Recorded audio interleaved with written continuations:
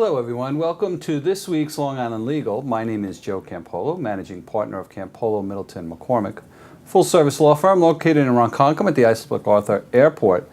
Today we're going to be talking about buying and selling a business, a very important topic here on Long Island.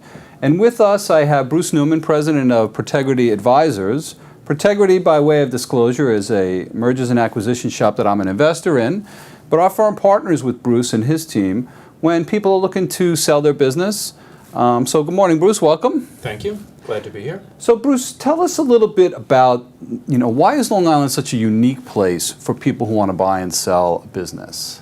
Well, we happen to have a lot of businesses here. I think in general, there are a lot of businesses that are being put up for sale.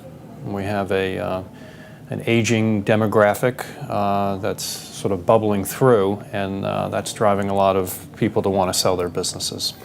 Right, so one of the things we see in the law firm side a lot is a scenario where mom and dad built a business 30 years, brothers and sisters aren't really ready to take it over. Right. And they don't know how to handle that, right? Is that something that you guys see on the business end a lot as well? Yes, yeah. There are a lot of family businesses. In some cases, the next generation can take over the business, and they're adequately trained, and they can do that. In a lot of cases, however, that's really not the case, and the business needs an outside group to come in and purchase the company, or perhaps invest in the company. So the family-owned business is a big part of our client base. I see that a lot, and so what a lot of those moms and dads get nervous about is that Junior is going to lose his job, but that's not really the case, right? That's not how you see it. No, not at all. There are plenty of private equity groups that look to maintain the management team, part of which can be the family. There are some families that, for whatever reason, don't want to be in the business anymore. So there's a lot of buyers out there, and depending on the dynamic of that particular company, we find the right buyer for them. Right. So tell the audience a little bit about Protegrity Advisors, right? Who would need your services? What are the services that you guys provide? Sure. So it's primarily business owners that are interested in selling their business. Again, it could be a family business. It could be a couple of partners that have worked together for a long time, and they're either ready to retire or move on to the next venture in their lives.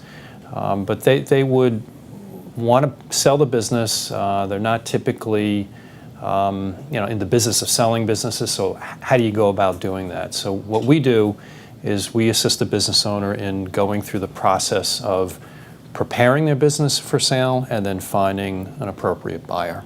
And that buyer could be a private equity firm, it could be another strategic buyer, perhaps a similar company that wants to expand. So we help with that whole process. Right. So you said preparing their business for sale. What do you mean by that? What should business owners be doing when they want to prepare their business for sale? Well, there's, as in any business, there's a process in this business of selling your business. So what that typically involves is doing a valuation on the company. So what is the company worth? That expectation could go both ways, right? Often it may not be worth as much as the business owner thinks it is. Although recently we had a business owner that thought his business was worth a certain amount. After us doing the valuation, we determined that it was worth probably 50% more than what he thought. So the process involves evaluation and then preparing some kind of information memorandum to explain the business to prospective buyers. And again, we come in and do that objectively. We're not emotionally involved with the business, and we put that information together in a way that financial buyers can read it and understand it in a quick and logical way. Right. So the value prop, I want to talk a little bit about the value proposition, right? So my years of representing business owners, they're typically very smart people who feel, I can do this, why do I need anyone, right? They'll say to the lawyers, why do I need you? It's just a simple agreement. We've already agreed to everything. And I'm sure you encounter that sort of mentality as well. But there's a real value proposition. There's a real necessity to it. Talk a little bit about the value prop. Yeah, we do encounter that. Why should a business owner use a firm like Protegrity to help them sell the business? In some cases, they'll come to us and say, listen, I've already got a buyer, or I have 2 buyers interested, and what else do we need to do? Right, why do I have to pay you? I already have somebody who wants to buy it. Yeah, exactly. Right. But there's a lot more to it than that. So these buyers are typically pretty proficient at what they do. And if you don't understand how they work, you could potentially lose a lot of money on the transaction. So how do they value the company versus you? There's a process that they go through, and initially they may offer what sounds like a great price, but what a lot of business owners don't know is that there's a due diligence phase where buyers come in and look at all of the details and often determine after that due diligence, well, maybe the company's not worth as much as we initially told you. And then comes the sort of downgrading of the valuation. Right. Happens all the time. So the best defense against that is having multiple interested parties, not 1 or 2. So we go through a whole process where we identify, as many as 5 to 10 potential buyers, and we cull them down. And the best thing a business owner could do is have somebody organizing that so they don't take their eye off the business, their own business, and get a competing situation where if one company decides to downgrade the valuation, you have 2 others as a backup. And it's important that each of them know that there are other people bidding on the company. Right. So it's something I try to tell clients all the time, and I'm glad to hear you say the same thing. What people don't realize is when you sell a business, and on Long Island, we're very used to selling our homes. And you sell your home, you sign a contract, you get a down payment. If the other side decides they don't want to go through with it, you get to keep the down payment and move on. Selling a business is totally different, and people don't realize that. You sign a non-binding contract with the person who wants to buy the business, and they say, we'll pay you this if during our due diligence period we're comfortable that everything is what you said it's going to be, right? And that due diligence period is really important. So what business owners out there listening have to understand is, during that due diligence period, which could be 3-4 months, right, a couple of things can happen. First of all, they're going to go in and pick apart your business. So we all, and as tight as you think you run your business, there's always things that they're going to be able to pick apart in there, right? Correct. There just is.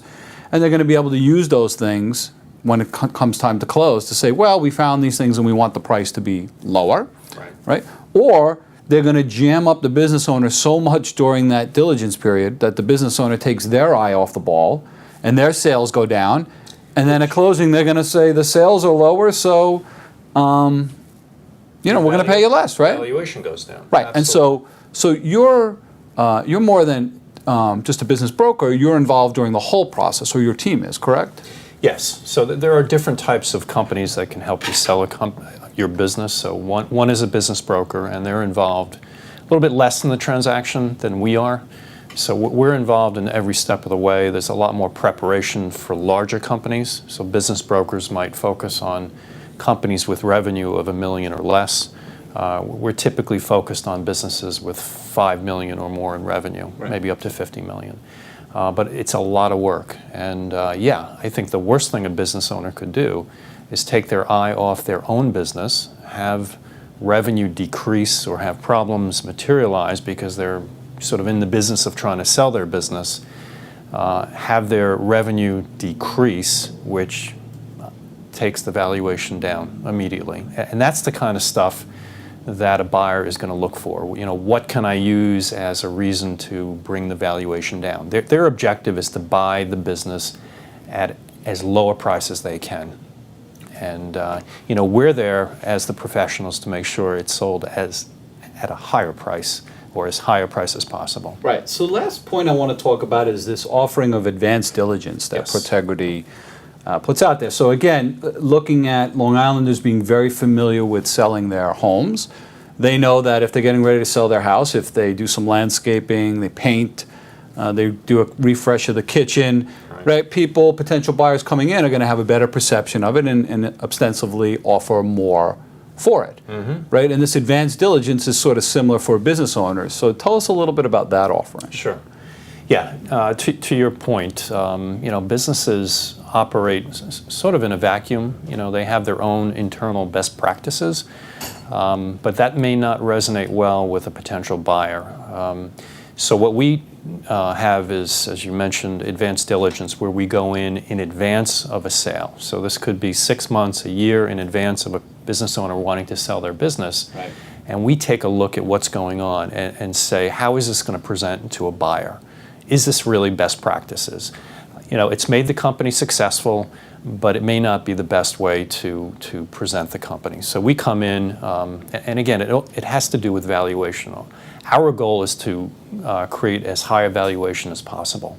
And there are things that can be done, simple things sometimes, to increase that valuation, and that's what that's about. Right, and that's money well spent, because that'll triple, quadruple value sometimes, just by simple cleanup things that your team of experts know how to advise business. I've always found that you got to be part of the psychologist with business owners when they're looking to sell their business, because they think they know that business so well that it's their baby. They don't want to let it go. I mean, there's a whole emotional process that goes in there as well, right? Oh yeah, always, for good reason. I mean, they've spent a lot of years. Often it's a family business. They've spent a lot of years building that company, and it's tough for them. But again, we're not emotionally involved like that. We're objective, and I think that's necessary when you sell your business, because it's, buyers don't view your business like you do. They see the numbers, they see the financial statements, they see how the performance looks, but they're not as emotionally vested in that company, and they shouldn't be, and nor are we, right. And we shouldn't be. Right. So folks, if you're thinking about selling your business, if you're in the process of selling your business, even if it's something down the road that you want to contemplate, get in touch with Bruce Newman at Protegrity Advisors. You can find information about him on his website, which is www.protegrityadvisors.com. Everything is confidential, of course. We understand the sensitivities that go into this. We understand the considerations that go into this. Everything's confidential. And Bruce, thanks for joining us this morning. Thank you. And folks, thanks for viewing us today. Have a great weekend, and we'll see you next week.